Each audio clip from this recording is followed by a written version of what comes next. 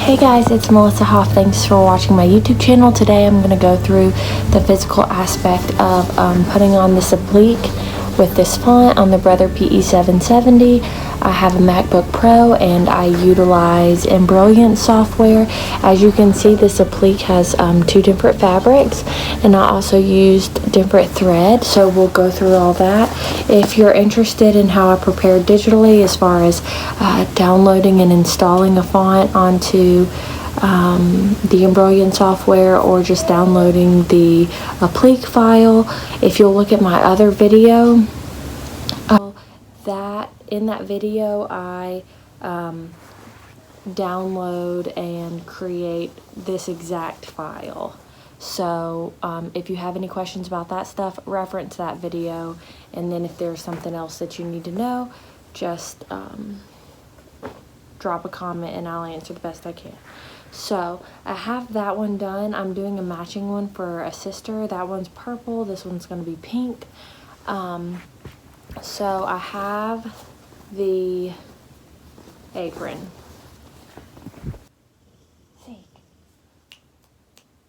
My dog is dreaming. Okay, so the first thing I'm going to do is measure across the bottom where the waist is on the apron. So not the part right here, but the waist part, and it has a pocket on the front. So the applique is going to be above that pocket.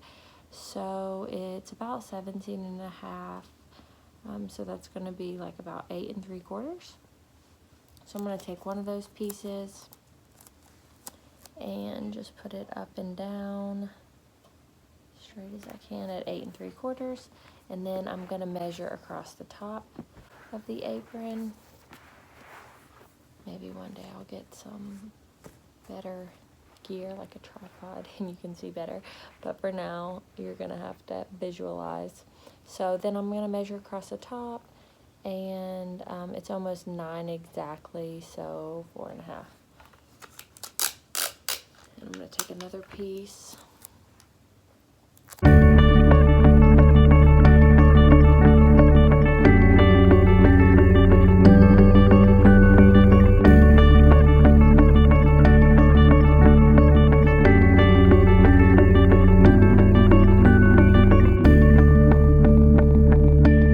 So I have marked what the middle is and where about halfway down is. Okay, so now that I have that marked, I'm done with my measuring tape, and the next thing I'm going to do is cut a piece of stabilizer. And for this, I'm not going to use an adhesive. I just don't find it necessary. This material is really easy to stitch on. It's not thick. It's not really thready, for lack of a better word. But yeah. So I love this stuff. It's sulky. I know you can't see it that well, but it's Sulky Stiffy Crisp Firm Tearaway Stabilizer. So this is the one that I use. It's medium weight and it's white, and it's 8 by 11 yards. I think this whole roll is about 15 bucks. You can see I'm almost done, but it's worth it. If you don't have a good stabilizer, it can really make it hard when you go to stitch out the file. So I just pull out about what I think I need, or see that I need, and then cut underneath that so that I know it's going to fit my hoop. I have tried to eyeball it before, and sometimes I get it right, but if a roll is $15 and I eyeball it wrong and then it doesn't fit in the hoop, which defeats the purpose of it stabilizing, that's just too big of a waste. So I measure it out every time against the hoop. Another thing that I do, because it can be kind of hard to get this thing to lay down because it's in a roll, is I fold it backwards down the middle and fold it this way, hot dog style and hamburger style, down the middle, and then I actually take and do the same thing with the corners, not all the way, but like pretty far. And then I'll do the other corners. You will find that if you use the stabilizer, I don't know that all stabilizers are like this, but this one certainly is. it wants to stick to fabric. So when you're trying to move the bottom of the hoop, the fabric, and the top of the hoop and get it all in line, when this doesn't want to move, it can be really frustrating. So I do this just to kind of make it a little bit straighter. I'm going to take my hoop apart, and I have the bottom. Okay, and so see your notches. Your notches need to be facing downward because that is how it's going to connect on your arm of your machine. So I'm going to put this underneath, and basically as high as it'll go, keeping in mind the tape. I have tape on here showing me where I want the center to be, so I can kind of see whether I'm going to have it centered or not.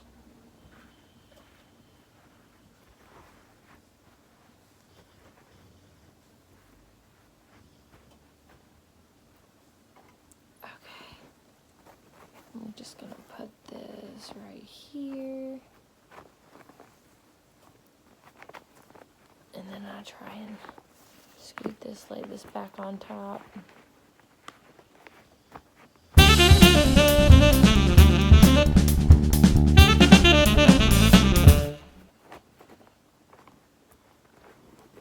I always wedge it in the top first.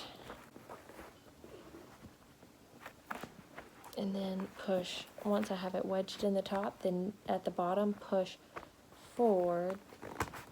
Oops, and it pops out sometimes. It's not that big of a deal. I find that it will very easily pop out if you don't go ahead and tighten it, at least some. So under here, I'm going to take this knob and turn it towards the hoop. Turning it towards the hoop is tightening, and away is loosening. And it doesn't need to be tighter than like what your hand can do. Okay, so I do that. And then this is what I have in my hoop.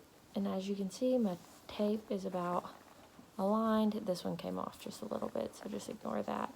But yeah, it's gonna work. That's just pretty much perfectly where I wanted it, and it's not gonna interfere with the pocket.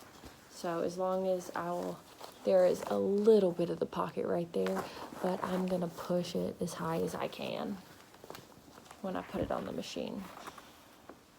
So I have that there, and then the other thing I do is I just hold down the inner portion of the hoop, and I just pull the fabric just a little bit, just to make sure the fabric is tight. And see, there's a little give down here.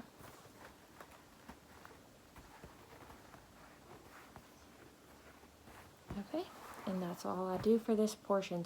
Okay guys, sorry it's so dark, but I have 3-month-old who is a preemie and is basically a newborn, and I have a 4-year-old, and the only time I have to do this uninterrupted is at night. So I have my file on here, but I just wanted to let you guys know something that I do is I actually keep it up on Embroidery on my computer, because you can look at every stitch set that's going to be done. Like usually, even though it's an Applique file, if it is, like for example, this cupcake, even though it's one cupcake, it has 8 parts to the cupcake.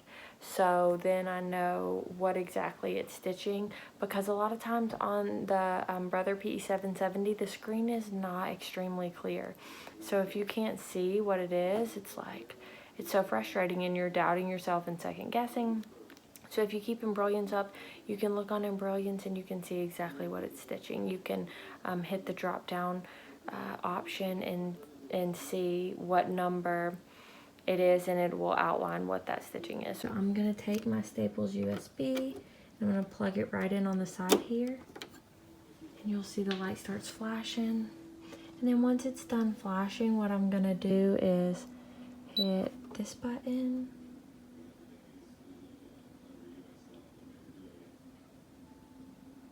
and then I'm going to use the arrows right here to go through, select, export, Here it is. Okay, so the next thing I'm gonna do is just attach. Okay, so now I'm going to attach my hoop onto my brother. So this is what I'm gonna do. I'm gonna take the hoop, put this up, I'm going to slide it under. And that's hard to see. I am going to lift the lever in the back if I need a little bit more space. The reason I'm doing it at this angle is because this is the part that I think most people have the most struggles with right here, is how these connect, okay? So you have these notches and they are downward, and you have 2 of these. You line them up, and a lot of times it will connect, but this side will sit much higher. So I want you to see that I'm lining them up and I'm pushing this back, and then it's setting down in there, and then the other side, see how this side wants to push out? You have to get that pushed back just so. And like right now, you see, it's in technically. However, this side is sitting way higher than the piece back there that's attached to this arm. So it's attached, but it's not attached correctly. So I'm gonna push it back. Okay, and there we go. So you can see that that is lower, and it's more almost even with this back piece right here. Okay, so that's how you do that, and that's how you know it's correctly on there. It should be basically even with the metal piece that's actually attached to the arm, okay? I'm gonna hit adjust and layout, and I can see that it's oriented correctly the way I want it to be oriented, so it's not gonna stitch it out upside down or anything.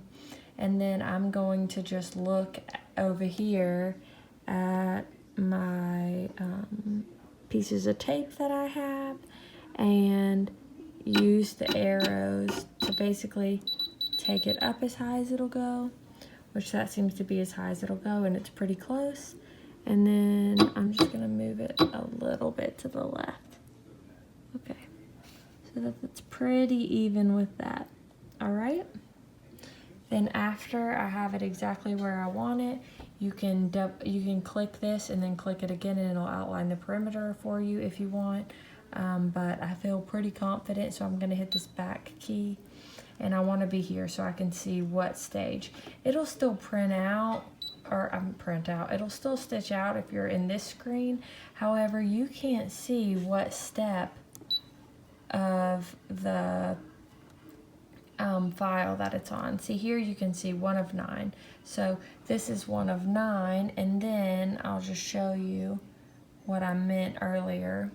You can come over here to your computer, and on your cupcake file, it may look like this. Just hit drop down, and then you can click 1, and it's step 1 of 9, and you can see that it's doing this little outline. And then it'll do a second outline in that same spot, but you'll see it actually goes to the bottom sections before it comes back up to the top to do the hard outline of that section. So that really helps you make sure you know what it's stitching, especially if you have multicolors going on. Okay, so I have everything set up on my machine pretty much, except threading the machine, and I have my pieces of fabric. Like I said, the other one she wanted to be purple, and this one she wants to be hot pink. So I got the exact same fabrics, except for in different colors. So I have all that ready. The next thing I'm gonna do is just take off the tape, and then I'm gonna thread the machine. If you need help figuring out how to thread your machine, just watch my other video for that, okay? Okay, so I want to use a light pink thread. I'm going to use 2 different threads, a light pink and a dark pink.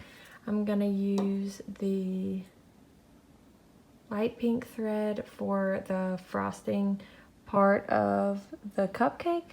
And then this is the fabric that I want to use for the frosting part.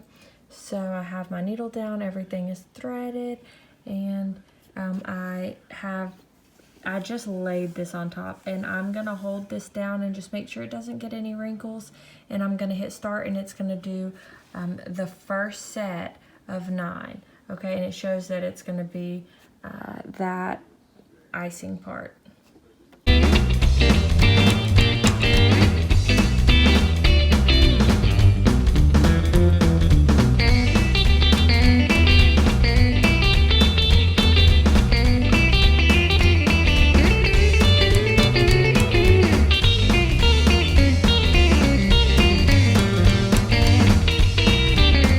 So it automatically stopped, and then it's going to say that second portion of 9 it's about to do. Okay, so some people will take it off and they will go ahead and cut around this extra fabric, but because it's going to actually have 3 outlines and each applique is different, so that's why it's useful to be able to go on your computer and see how many steps and what they all are. But I saw that this one is 3, so I'm going to let the second time run through. So I'm just going to let you watch that as well.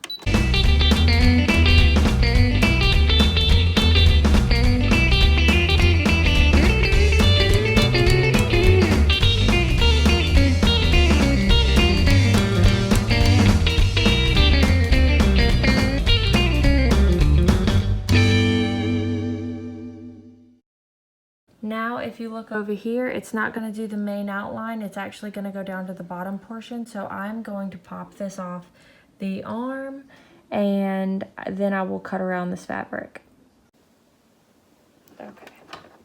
And your machine will automatically cut the thread for you. It does have a thread cutting button, but that's more like if you need to cut it in the middle, like if you were to run out of bobbin and you need to cut the thread so you can wind some more bobbin, then, you know, you would use that cut button, but you don't need to use it in between each part of the file as it stitches, because it'll automatically cut that for you.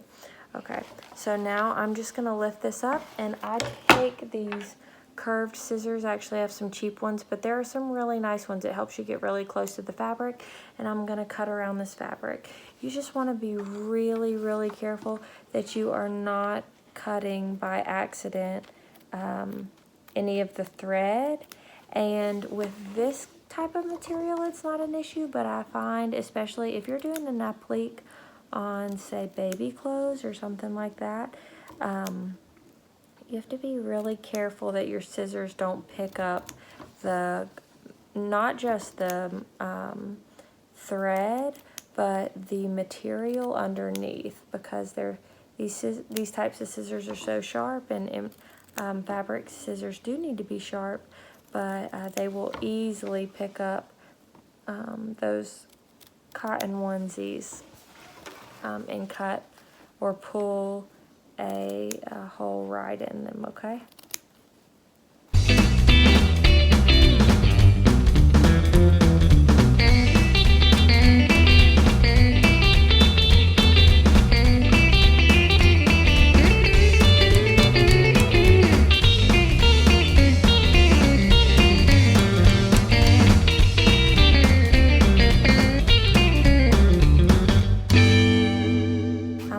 Done with that. I cut around the fabric, and that is how closely I cut.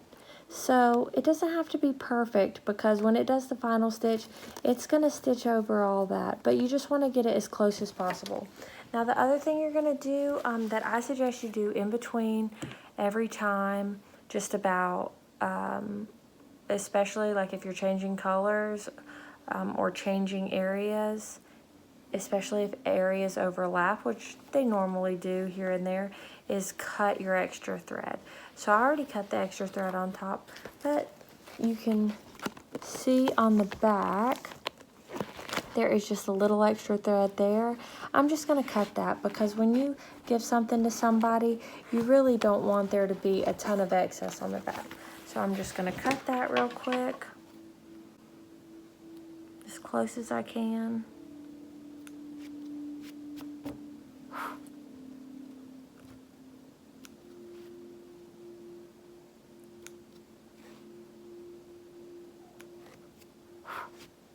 And then I'm going to reattach this hoop, okay?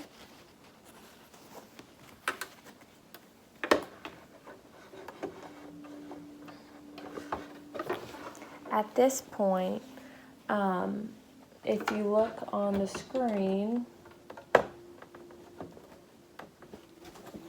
it shows that it's not going to go ahead and finish the icing part of the applique now. It's going to move to the bottom part, which is going to be the paper part of the cupcake. Sorry, I lost my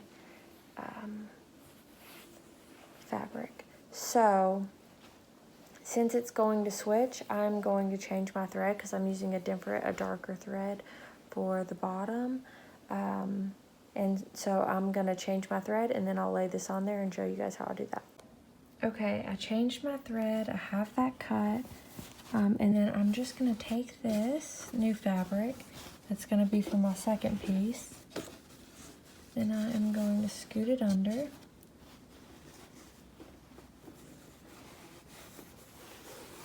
And lay it as flat as I can. And then I'm going to put the lever down. And another thing I just wanted to share with you guys was that if you are changing fabrics, or if you're changing thread, always make sure that lever's up, because when the lever's down, it won't let you pull the thread through with ease. So if you're finding that it's hard to thread it, you probably forgot to pull that lever up. So I just put my lever down, and it's on green, and as you can see, it looks like it's going to do the bottom of the cupcake here. So I am just going to hit start.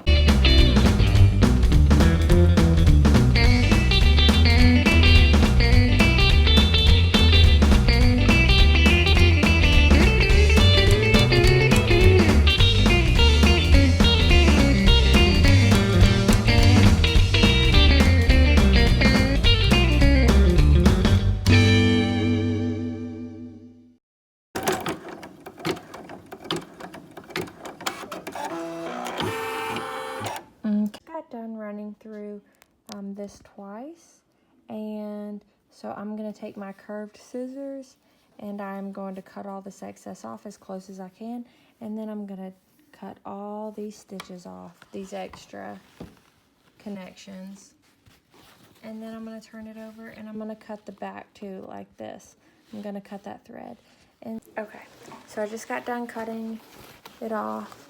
And that is what it looks like. This is what it says. It says it's at 5 steps out of 9. And as you can see, I just feel like that's vague because there's also going to be lines across. So I can go back on my computer and look at number 5 in comparison to number 4 and see that number 5 is this dark yellow line there. And it's not this other color here. So I know exactly what color I want it to be. Okay, so I reattached it to the hoop. I just pull this lever down. I have the right thread that I want, and it's on the right step. So I just hit start.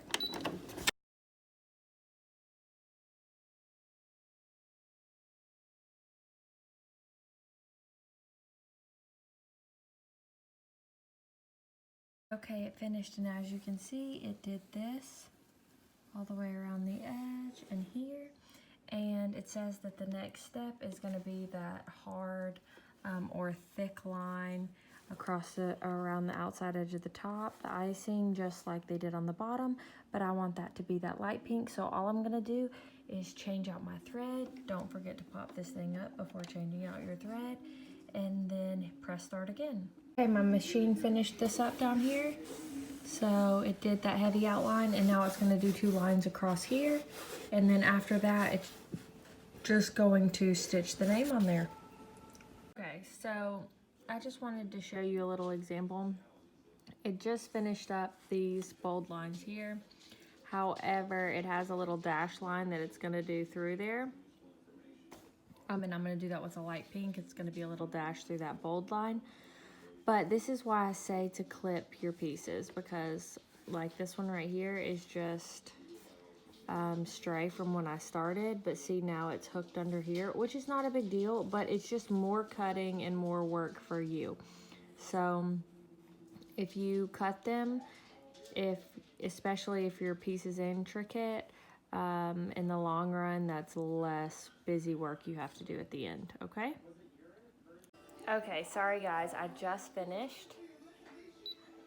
I had to wait till this morning. It was like 1 o'clock in the morning. I knew I better get some sleep. So I'm up and going. I just finished the name. So I'm gonna pop this off.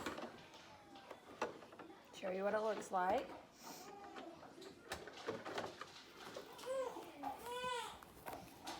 There we go, Elliot. So you see I used the light here and the dark here, and then it has that light stitched through, and then I used the dark on the name.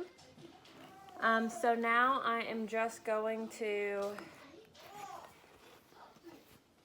sometimes actually, I was gonna go ahead and pop it off the hoop, but actually sometimes it's easier to cut your excess threads while it's still in the hoop because everything is pulled so tightly. Hope that makes sense. So I'm just gonna cut all the excess thread.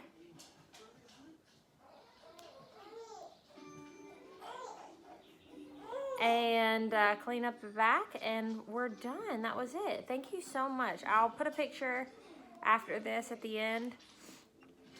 And yeah, like I said, if you like the font or the applique, just take a look at the other video I did, installing an embroidery font onto Embrilliance and downloading a PES file onto Embrilliance to use, because that is where I did the whole digital preparation for this piece right here, okay? Thank you guys so much. If you enjoyed these videos, please subscribe to my YouTube channel. Click like if you enjoyed it or it helped you. If you show me some of the projects that you guys are doing. I always love to get ideas from other people and share my ideas or tips and tricks. If you see something that I'm doing and you've experienced a better way, then show me, and maybe I can learn something new. Thank you guys.